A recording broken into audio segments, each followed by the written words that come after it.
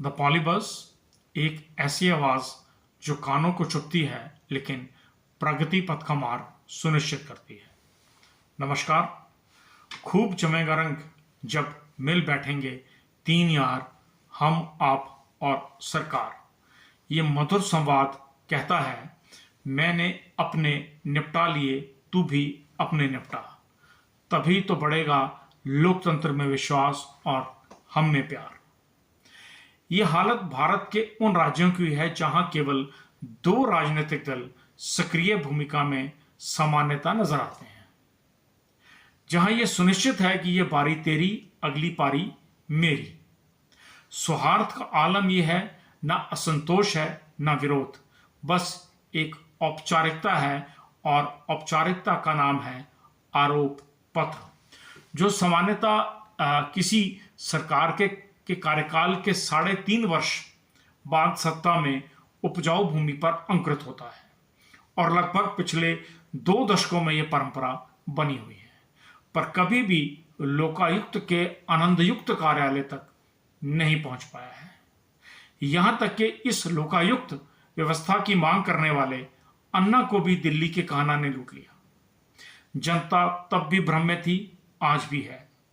हमारा उद्धार और उत्थान कौन करेगा? सामान्य राजनीतिक कार्यकर्ताओं से लेकर राज्य की जनता द्वंद्व और असमंजस में है, साफ दिखता है। 2 पार्टी व्यवस्था वाले राज्यों में राजनीतिक कार्यकर्ताओं के सामने एक चुनौती है और जनसंख्या नियंत्रण का मंत्र इन प्रांतों की राजनीति में भी दिखता है। एक नेता दूसरे नेता के सहयोगियों को अपने समर्थक के रूप में नहीं देखना चाहता, क्योंकि नेताजी के यहां पहले से ही भीड़ है और भीड़ में भी प्रतिस्पर्धा है। सशक्त लोकतंत्र में राष्ट्रीय स्तर के आंकड़े देखें तो चुनाव आयोग के पास मान्यता प्राप्त 6 राष्ट्रीय दल हैं, 76 राज्य स्तरीय मान्यता प्राप्त दल हैं और लगभग 2520 पंजीकृत राजनीतिक दल आम जन की सेवा के लिए तत्पर दिखते हैं। कुछ वैचारिक अभाव से ग्रसित हैं, कुछ आर्थिक अभाव से ग्रसित हैं, तो बचे हुए द्वेषभाव से ग्रसित हैं। इन सब पर भारी आंकड़ा है उन निर्दलीय प्रत्याशियों का जो गत 5 वर्षों से लोकसभा, राज्यसभा, विधानसभा में मिलकर के 13,000 प्रत्याशी चुनाव लड़ चुके हैं, लेकिन 86% ने अपनी जमानत जब्त करवाई है।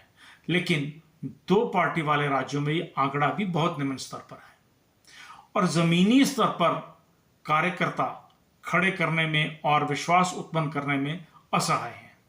जो कार्य पहले धन बल के आधार पर निर्दलीय प्रत्याशी पैसे और प्रलोभन बांटकर किया करते थे, अब वो मान्यता प्राप्त राजनीतिक दलों की राजनीति ने रेवड़ियां बनकर शामिल हो गई हैं।